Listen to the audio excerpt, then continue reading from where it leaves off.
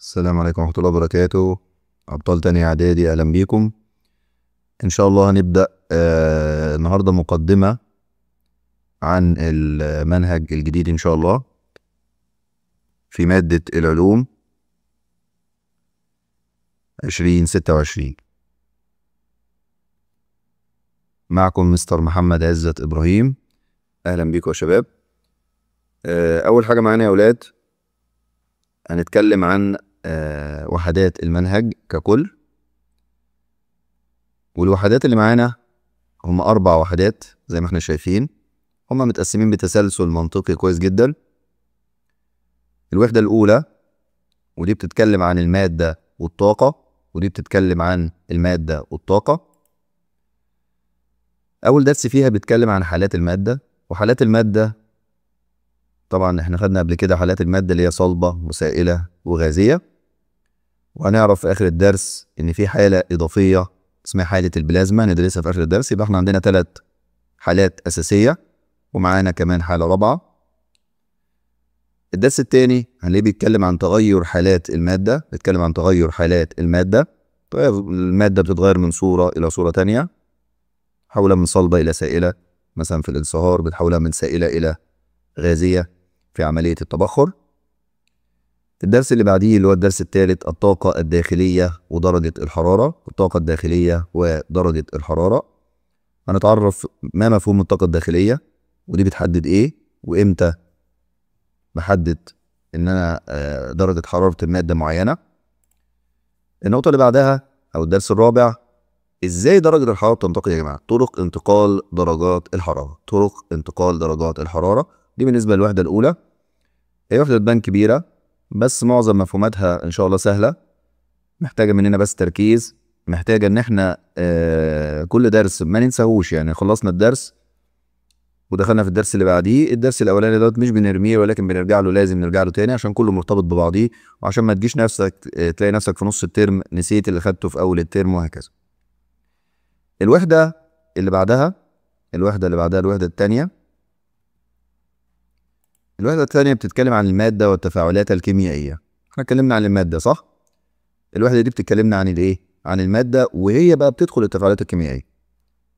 مادتين تفاعلوا مع بعض ادوني مادة ثالثة، تمام؟ يبقى انا كده بعرف سلوك المواد مع بعضيها.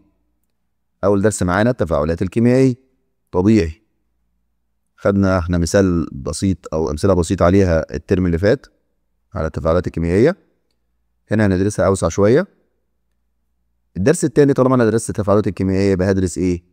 المعادلات الكيميائية. المعادلات الكيميائية دي بتعبر عن ايه يا اولاد؟ بتعبر عن ايه اللي بيحصل جوه التفاعل، السلوك بالظبط بتوضحولي هذه الايه؟ هذه المعادلات. ايه اللي دخل مع ايه، وكميه دخلت مع كميه قد ايه عشان يطلع لي كميه قد ايه. طبعا دي حاجه مهمه جدا عشان اقدر افهم الايه؟ التفاعلات الكيميائيه. اخر حاجه معانا برضو دي حاجه كويسه ان احنا ندرسها معانا اللي هي كيمياء التغذيه، ده الدرس الثالث. بعد كده يا شباب ندخل على الوحده الثالثه، ودي بتتكلم عن تدفق الطاقه بين عمليتي البناء الضوئي والتنفس الخلوي. البناء الضوئي خدنا خلفيه عنه قبل كده، وده بيحصل فين؟ بيحصل في النبات، بيقوم بعملية البناء الضوئي علشان ينتج غذائه من ضوء الشمس ومن ثاني أكسيد الكربون والمغذيات الموجودة في التربة. دي بالنسبة لعملية البناء الضوئي. هنلاقي في عملية تانية بتتم معانا اسمها التنفس الخلوي.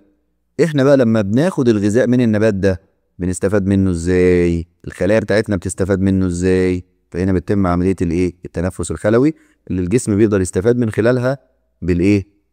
بالطاقة من الغذاء اللي هو خده من مصدر غذائي زي النبات. الوحدة الرابعة والأخيرة اللي هي العمليات الجيولوجية، والدرس الأول معانا هو تغير سطح الأرض أو تغيير سطح الأرض. في تغيرات بتحصل في سطح الأرض ندرسها فين؟ ندرسها في الجيولوجيا، تمام؟ فالعمليات الجيولوجية هي بتتكلم معانا هنا عن تغير في سطح الأرض. والدرس الثاني يا شباب بيتكلم عن تكوين المعادن والتربة. تكوين المعادن والتربة احنا خدنا خلفية عن أنواع الصخور وتكون الصخور والصخور الرسوبية، خدناها الترم اللي فات. هنا هنتعمق شويه في اجزاء جديده ما خدناش. ده بس ملخص المنهج. عرفنا ان هو 4 وحدات، وكل وحده بتتكون من اكتر من درس في مواضيع مختلفه، كلها تقريبا متسلسله مع بعضيها بتسلسل منطقي. اخر حاجه بس يا ولاد انا عايزها منكم ان شاء الله، بس تتابعوا في المنهج معانا. اول حاجه هتشوف الفيديو بالكامل، ده مطلوب منك جدا. شوف مكان هادي بتركيز عشان تقدر تستفاد المعلومه. انا في الاخر عايز افيدك بس مش اكتر. عايزك تخرج من المحاضره او من الحصه ان انت مستوعب الدرس، تقدر تحل عليه اسئله. ده هيتم ازاي؟ تسمع الدرس او تتفرج عليه مشاهده كده هاديه كده مع نفسك كده، فضي نفسك. مش هتلاقي مده درس طويل، كان ربع ساعه كان تلت ساعه وتتفرج عليه. بعد كده هتسمعه مره كمان، تسمعه مره كمان بعدها ممكن تاخد بريك مثلا ساعه ولا حاجه، وبعدين ترجع تتفرج عليه تاني. انت بالحاله دي ذاكرت الدرس. وفي خلال المرتين خلي بالك ان انت يكون معاك الكتاب، معاك الكتاب عشان تتابع معاه، عشان تقدر تحدد الاماكن اللي انت تذاكرها بعد كده لما تيجي تذاكر. انت بتيجي تراجع مش هتراجع من الفيديو، ممكن تراجع من الفيديو ولكن انت بتراجع كتابك هو الاساس، كتابك هو الاساس. النقطه اللي بعدها انت بتطبق ازاي؟ حل الاسئله.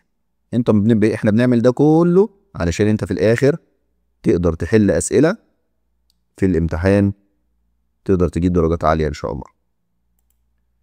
الاسئله دي هتجيبها منين؟ احنا هننزل اسئله، عندك الكتاب الخارجي تقدر تحل منه الاسئله. حليت الاسئله تمام كده ولا كده خلاص انت كده مهمتك خلصت يا بطل؟ لا ما خلصتش، حاجه مهمه جدا، التصحيح.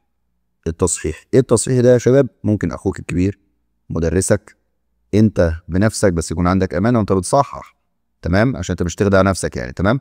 تعرف الاخطاء بتاعتك. انا كده عرفت الاخطاء، يعني عرفت نقاط الضعف بتاعتي، فبالتالي هعمل عليها ستريس بعد كده، تمام؟ فبالتالي انا بعرف لما اتزنق بعد كده قبل الامتحان او في الوقت المراجعه الاخير، يبقى هي دي النقاط اللي انا المفروض براجع عليها.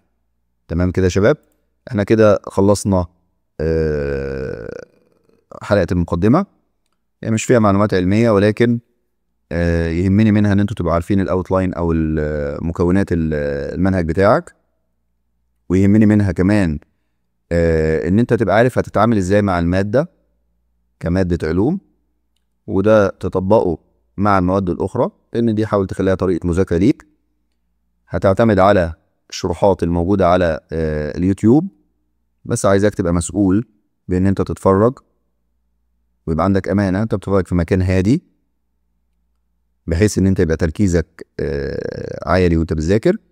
النقطه الثانيه، تتفرج عليه مره واثنين، لقيت نفسك مش مركز اتفرج على الثالثه. بعد كده كتابك جنبك ده اساسي، تبدا تحل اسئله وتطبق اخطائك تعرفها، تيجي تحل تاني تلاقي الدرس ده بالنسبه لك في منتهى السهوله.